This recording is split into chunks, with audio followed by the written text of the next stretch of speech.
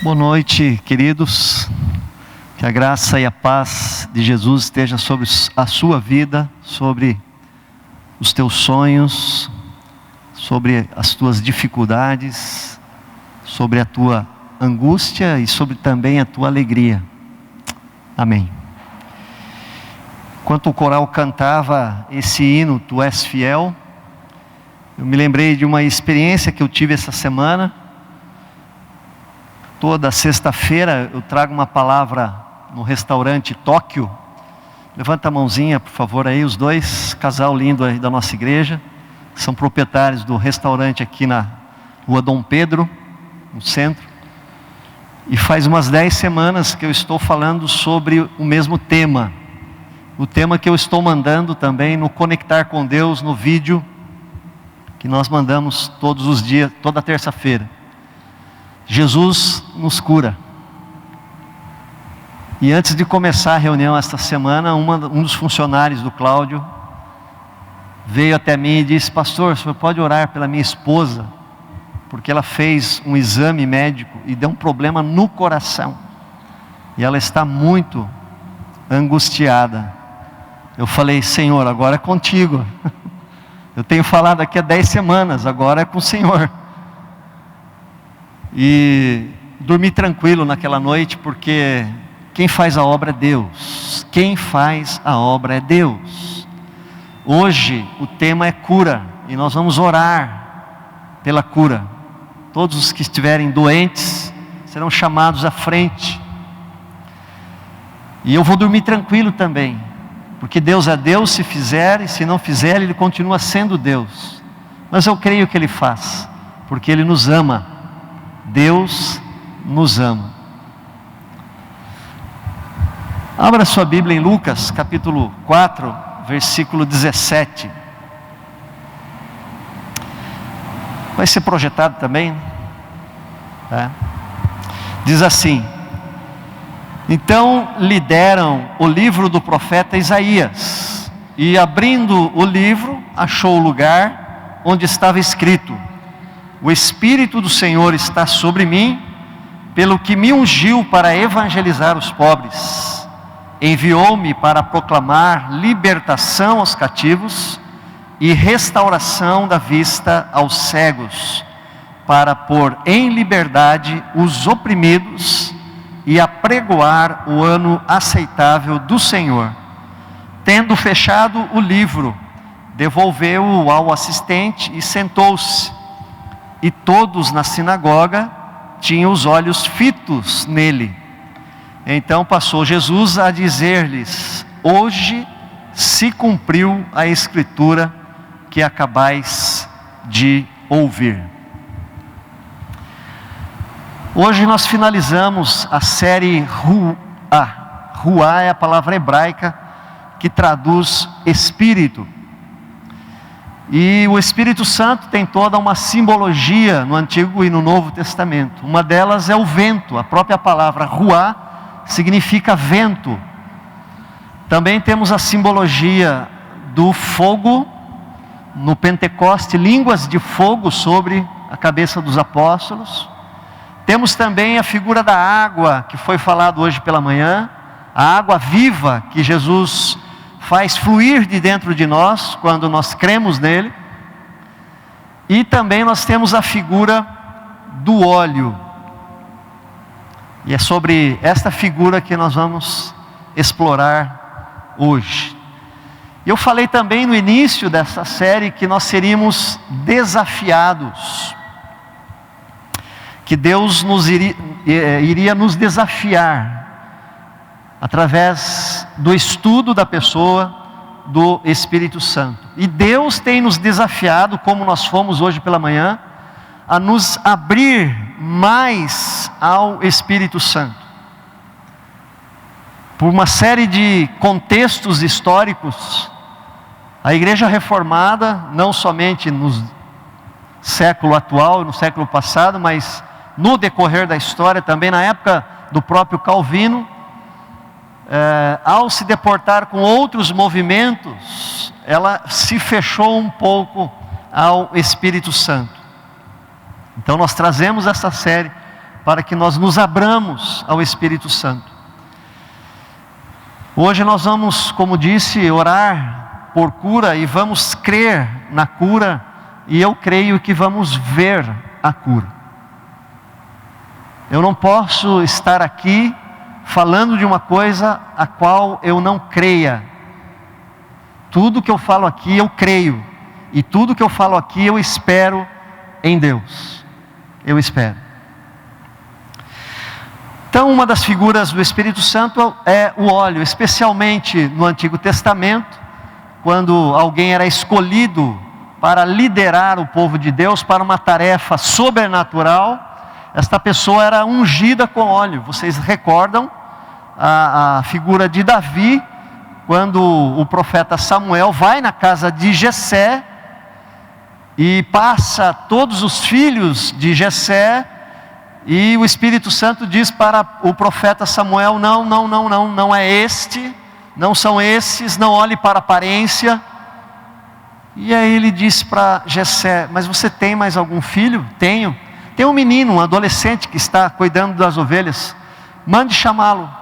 E quando o Davizinho chega, o Espírito Santo diz claramente ao profeta Samuel: é este. Então ele derrama o cântaro de óleo sobre a cabeça de Davi, e a partir dali o Espírito Santo toma posse de Davi, e ele começa a fazer coisas sobrenaturais antes de se tornar rei de Israel e de Judá.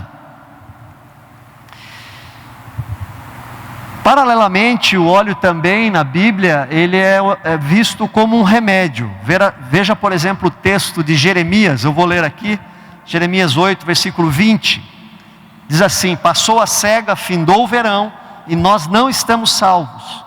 Estou quebrantado pela ferida da filha do meu povo, estou de luto, o espanto se apoderou de mim. Acaso não há bálsamo em Gileade? Ou não há lá médico? Por que, pois, não se realizou a cura da filha do meu povo? Uma outra tradução do versículo 22 de Jeremias 8 diz: será que não há mais remédio em Gileade? Não há médico lá? Então por que o meu povo não foi curado? A mesma figura do óleo que cura, que é remédio, nós vemos também no Novo Testamento, na parábola do bom samaritano. E diz assim, Lucas 10, 33, certo samaritano que seguia o seu caminho, passou-lhe perto, e vendo-o, compadeceu-se dele, e chegando-se, pensou-lhe os ferimentos, aplicando-lhes óleo e vinho, e colocando-o sobre o seu próprio animal, levou-o para uma hospedaria e tratou dele. Então eu quero falar sobre esta cura. O Espírito Santo é o óleo que nos cura, e o Espírito Santo está aqui. Ele foi derramado por Cristo. O Espírito Santo está acessível a cada um de nós, pela graça, pelos méritos daquele que disse: está pago, está consumado. Jesus disse: eu vou para o Pai, mas vos enviarei o Consolador. E eu queria destacar nesta noite o versículo 18, diz assim: o Espírito do Senhor está sobre mim, pelo que me ungiu para evangelizar os pobres, enviou-me a proclamar libertação aos cativos e restauração da vista aos cegos, e para pôr em liberdade os oprimidos. Vou extrair apenas 2 entendimentos desse texto, ele tem mais, mas o meu foco hoje é falar sobre a cura.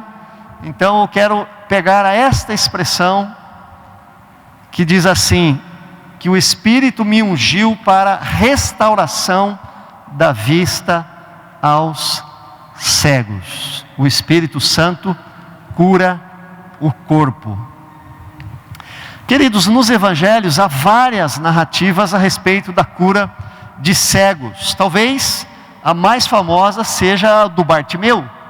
aquele cego que correu atrás de Jesus, gritando: Filho de Davi, tem misericórdia de mim. E quanto mais pediam que ele ficasse calado, mais alto ele gritava, dizendo: Filho de Davi, tem misericórdia de mim. Mas existe também a cura do cego de nascença, o qual Jesus lhe aplica um lodo e manda que ele fosse se banhar no tanque de Siloé, que fica em Jerusalém. Isso aí deu uma celeuma, porque todos conheciam, sabiam que ele era cego de nascença, e começaram a inquiri-lo as autoridades religiosas, e queriam dizer: quem fez isso por você? E também a cura de um cego na cidade de Betsaida, onde Jesus aplica saliva aos seus olhos, pergunta para ele se ele está vendo, e ele diz: olha, eu vejo homens como se fossem árvores andando. Jesus falou: espera aí, então não está mais ou menos, está meia boca. Aí Jesus faz o processo de novo, e aí ele vê perfeitamente. Queridos, quando Jesus diz que o Espírito Santo o ungiu para a restauração da vista aos cegos, isto de fato aconteceu no seu ministério. O poder do Espírito Santo sobre Jesus fez da cura um dos principais ministérios de Jesus. A Bíblia diz que Jesus ia por todas as vilas, cidades e povoados, pregando o Evangelho do Reino, ensinando e curando todo tipo de pessoas em todos os lugares. Se você parar para anotar as pessoas, os relatos de curas nos 4 evangelhos, você vai ficar impressionado de tantas e tantas narrativas e pessoas que Jesus curou.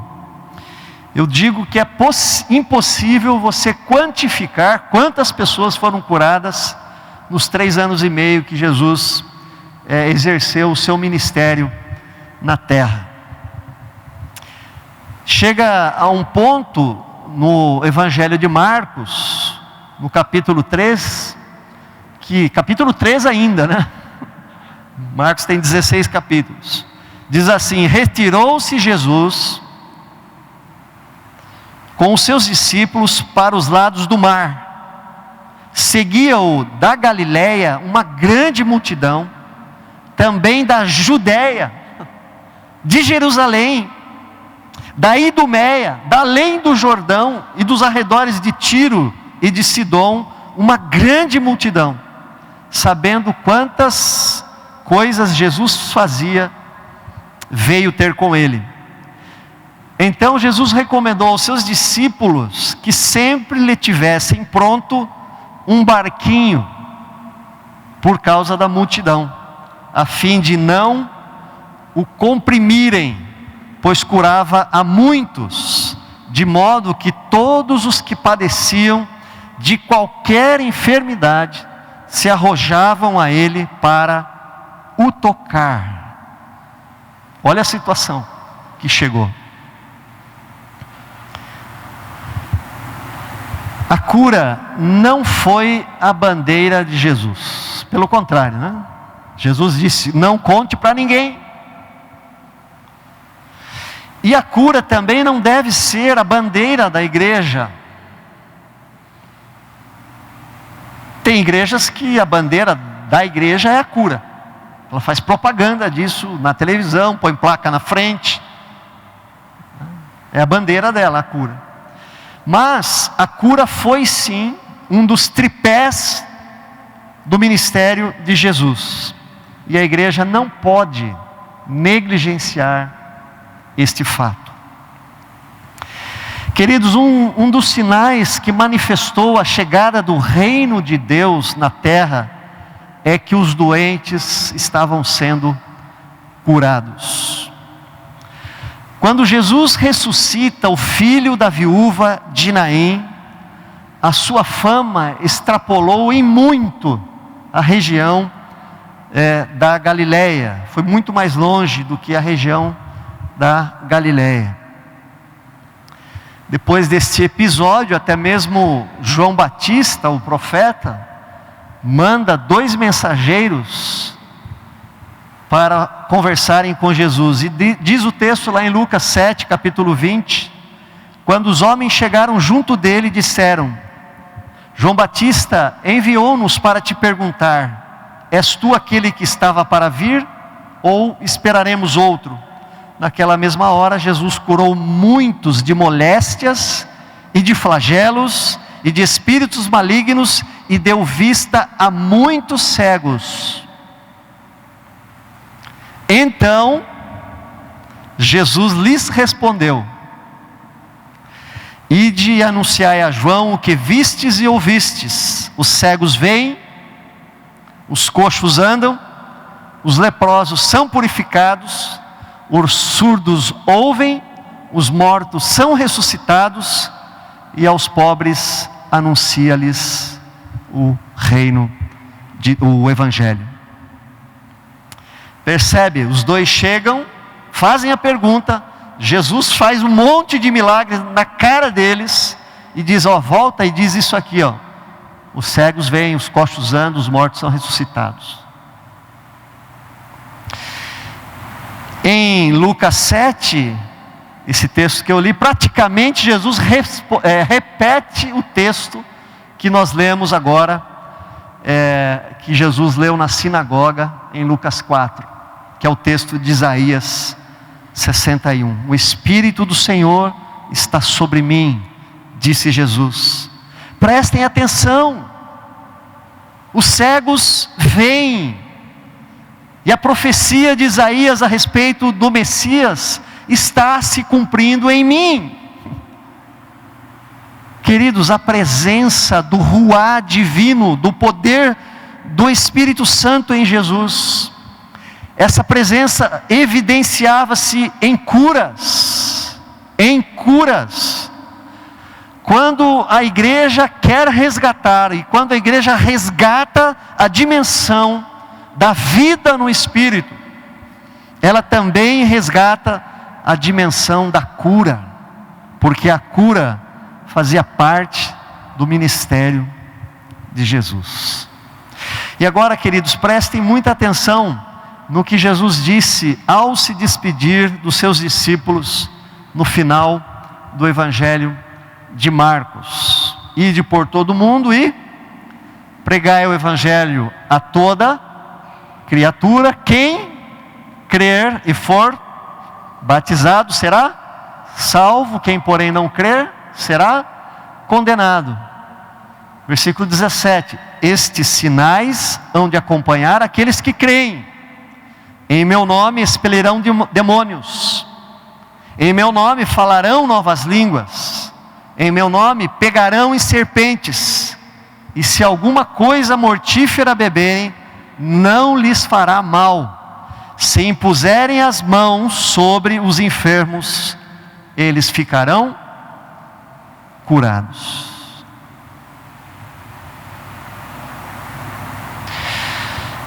Jesus transmitiu o ministério dele para a igreja. É a igreja que prega o Evangelho, é a igreja que batiza, é a igreja que cura, é a igreja que manifesta os mesmos sinais que Jesus manifestou enquanto esteve entre nós. Queridos, Jesus comissionou a igreja, e Jesus nos deu autoridade para pregar, para expulsar demônios e para curar. E Ele não somente comissionou, mas Ele enviou o Ruá divino, o Espírito no Pentecoste, e encheu a igreja de poder. E uma das primeiras curas, depois do Pentecoste, que causou um rebuliço lá em Jerusalém, uma confusão, acontece em Atos capítulo 3, o Espírito é derramado no capítulo 2, no capítulo 3, Pedro e João, às 3 horas da tarde, subindo para a oração no templo, se defronta com um paralítico, com um coxo, pedindo esmola, e ele, olhando nos olhos daquele paralítico, disse: eu não tenho prata e não tenho ouro, mas o que eu tenho, o que me foi dado, o que me foi autorizado, o que me foi comissionado, eu lhe dou, em nome de Jesus Cristo o Nazareno, levanta-te e anda. E a Bíblia diz que de um salto se pôs em pé aquele homem. Por isso os apóstolos foram presos. Irmãos, não podemos ser ingênuos a ponto de achar que esta era de ouro da igreja primitiva, pelo menos eu não penso, eu penso dessa maneira que eu estou falando. Nós não podemos ser ingênuos de achar que esta era de ouro da igreja primitiva irá voltar em nossos dias. Vocês sabem que nós temos orado pelo avivamento, mas aquela passagem da igreja, de Atos dos Apóstolos, ela é muito particular. Não creio que ela vai se repetir em nossos dias. Mas, contudo, todavia, porém, nós não podemos ignorar a presença desse óleo do Espírito que está sobre a igreja. Este óleo que lubrifica as engrenagens enferrujadas da igreja. Este óleo que traz funcionamento. Este óleo que traz movimento. Este óleo que traz renovação espiritual. Eu creio nisso. Você crê?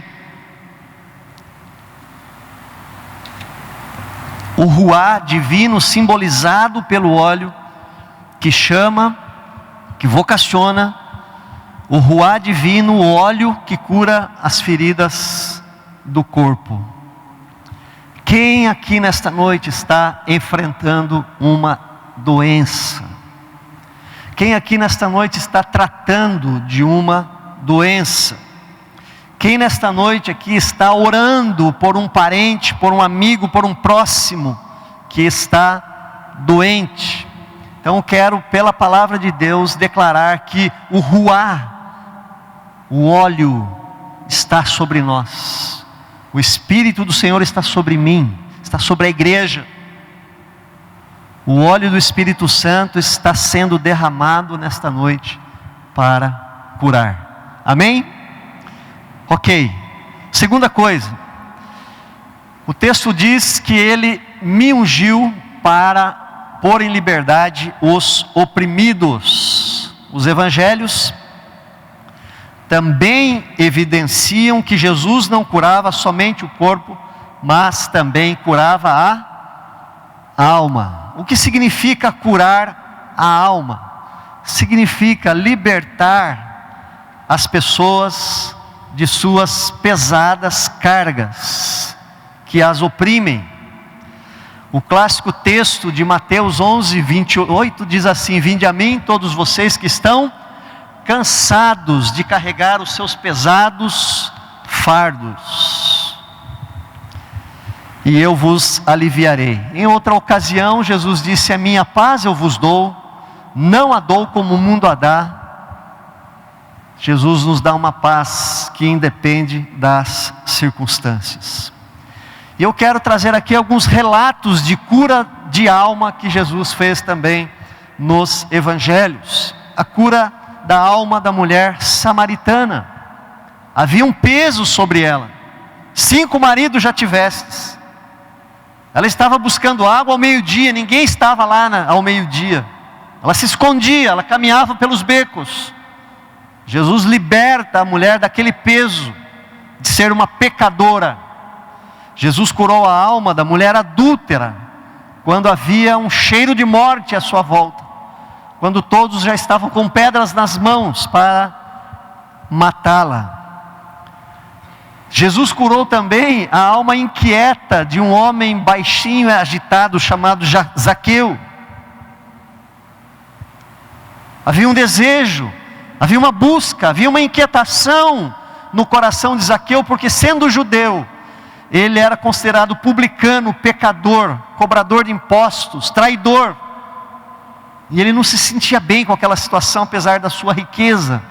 Jesus curou a sua alma. Jesus curou a alma aflita daquela mãe que era viúva e que estava enterrando o seu único filho, a viúva de Naim. Jesus restaurou a alma aflita de Jairo, o chefe da sinagoga, onde a sua filha estava à morte. Jesus libertou também a alma daquele pai escriba que tinha um filho completamente dominado por um demônio. O demônio o feria, jogava sobre o fogo, sobre a água. Aquele homem não sabia mais o que fazer de tanta aflição. Jesus liberta a alma daquele pai aflito por causa do seu filho. Quando Pedro foi chamado à casa de Cornélio, Cornélio não era judeu, era gentil, era pagão, era estrangeiro. E lá eles receberam o Espírito Santo. Pedro fez um discurso, queridos. Ele disse: como Deus ungiu a Jesus de Nazaré, com o Espírito Santo e com poder, o qual andou por toda parte, fazendo o bem e curando a todos os oprimidos do diabo, porque Deus era com ele. Se você está anotando, esse texto é Atos 10, 38. Fazendo o bem e curando a todos os oprimidos do diabo. Qual é o mal do nosso século? Qual é a maior doença do nosso século?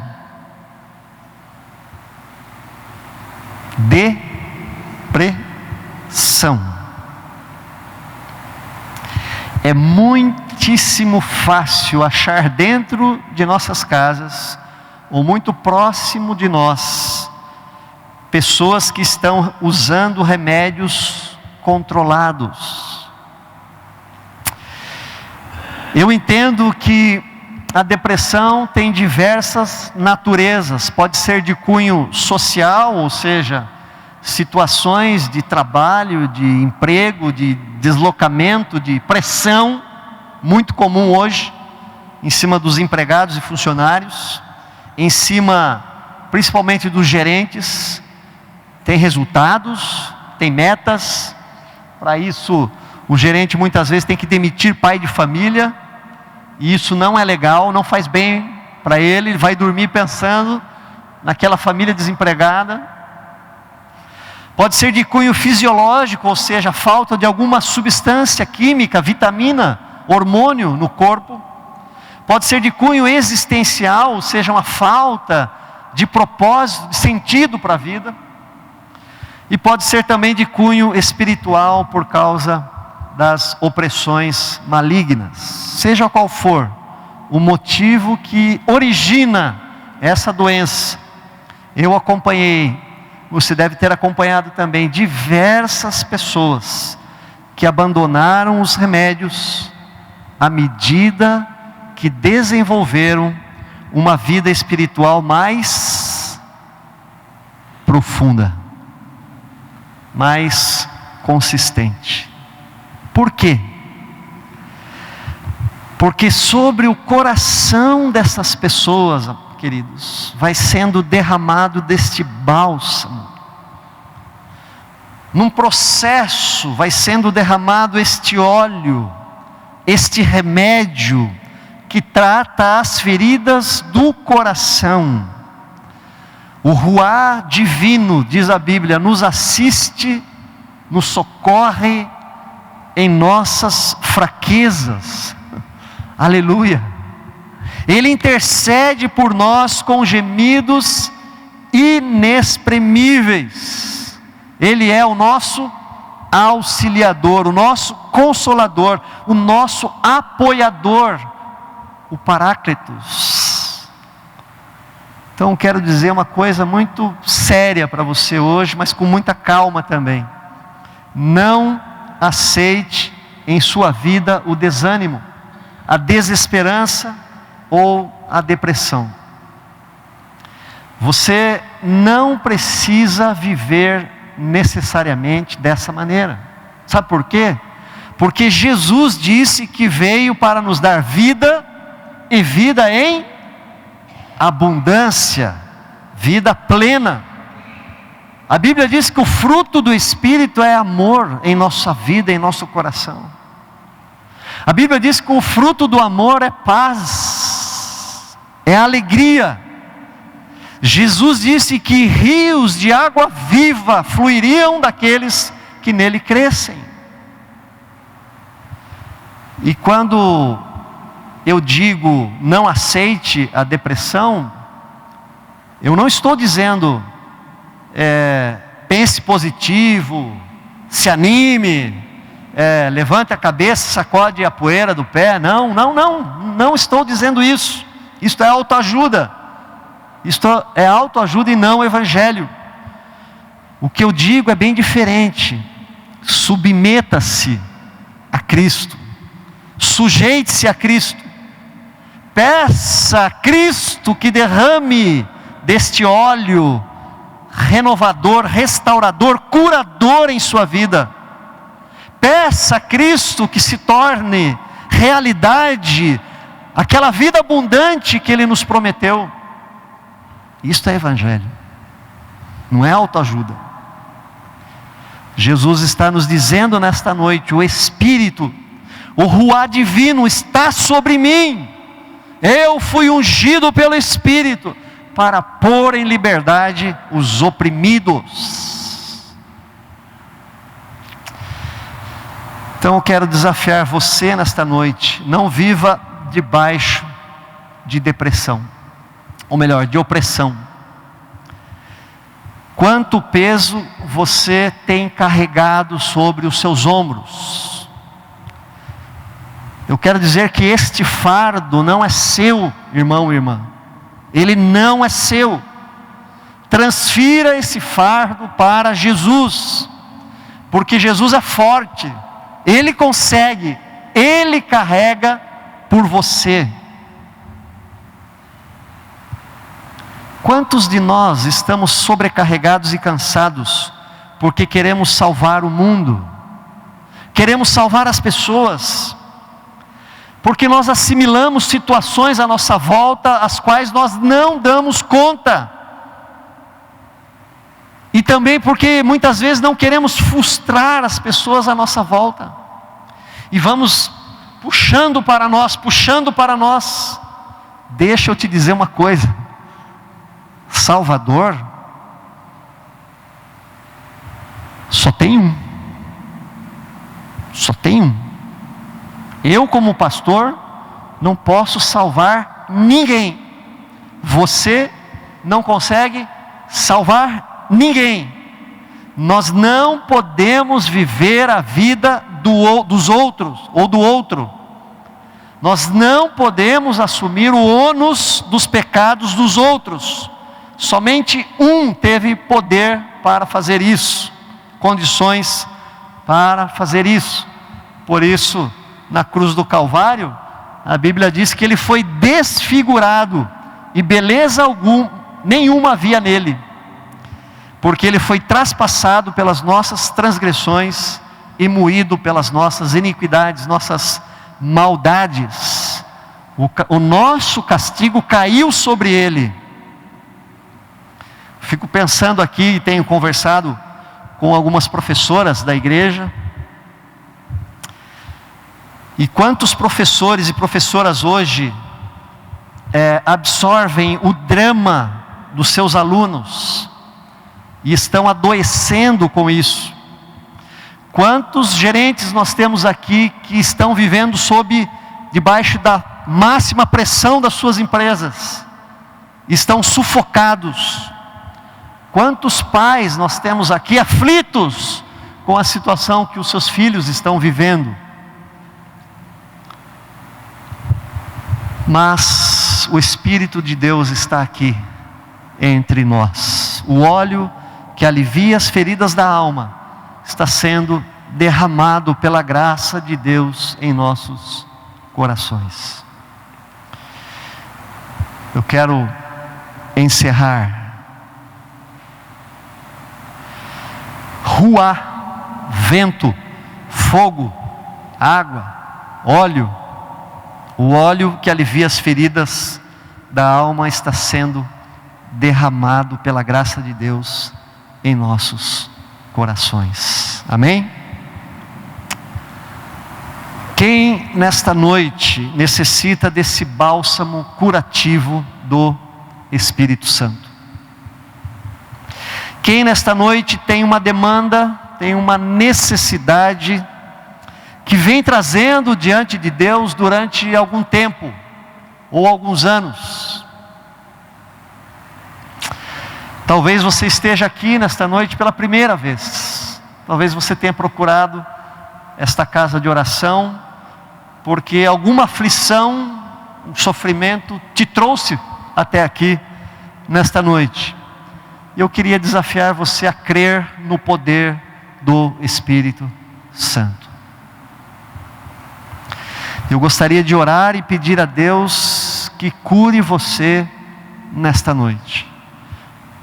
Mas essa oração não será minha, esta oração será de todos nós que estamos aqui, amém? Todos vocês vão orar comigo. Querido, nós temos orado muito a Deus no sentido de que esta igreja, Primeira IPI de Sorocaba, ela experimente muito mais daquilo que a palavra de Deus tem para nós. Que nós experimentemos mais das promessas de Deus, mais da presença de Deus, mais do poder de Deus. Trabalhamos uma série, o mês passado, experimentando mais de Deus. Trabalhamos uma série anteriormente chamada Promessas.